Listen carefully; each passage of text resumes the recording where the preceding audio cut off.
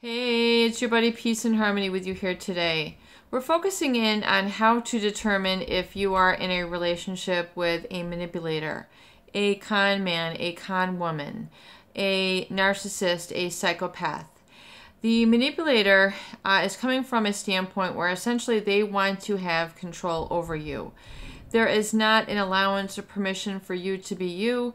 You very much feel like you cannot be your authentic self. You feel in essence that you have to shelve your feelings, your needs, your inputs, your desires, your dreams, really oftentimes to accommodate that of a manipulator.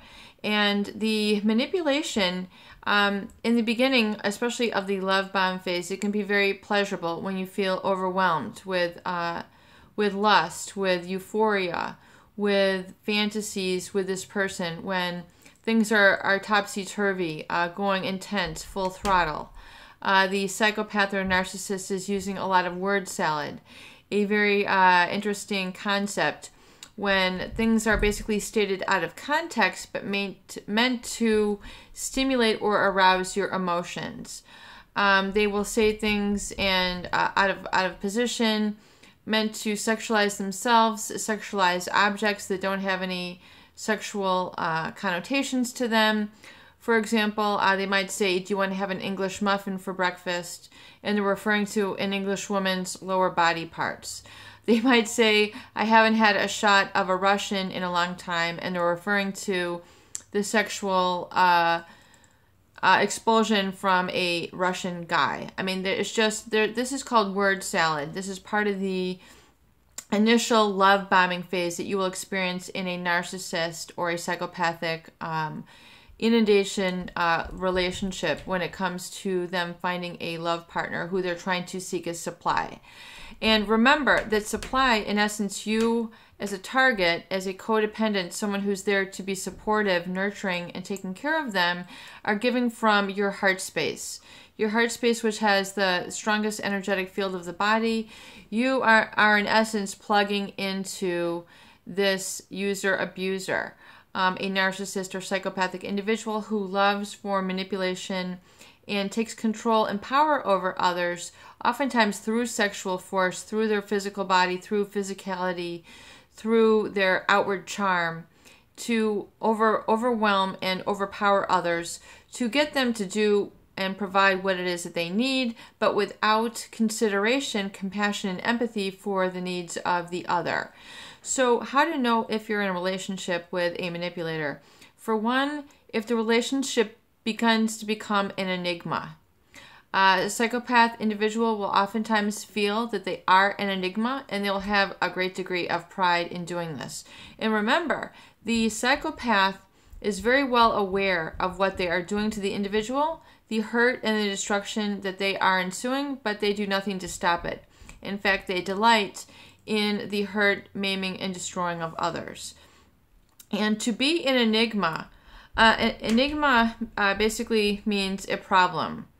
An enigma is a puzzle. They're an enigma. An enigma means a puzzle, or an inexplicable occurrence or situation, or a person who is puzzling or has a contradictory character.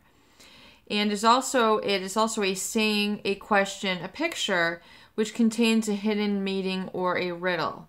And so the enigma is meant to puzzle you. It is meant to confuse you. It is meant to confound you. It is meant to stump you. It is meant to block you. So when you're blocking something, you're preventing the flow, the fluidity, the health, the balance of the relationship, and things become stuck. And things, once again, are stuck in the head. There is a lot of confusion. There is a lot of chaos. There are a lot of things you have to straighten out. Ends to tie up or untie. Things become very high maintenance.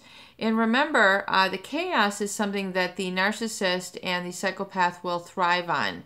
Through this dissonance, through this tension, through the depersonalizing and the cognitive dissonance, they will create this internal, inherent, and chronic chaos in the relationship.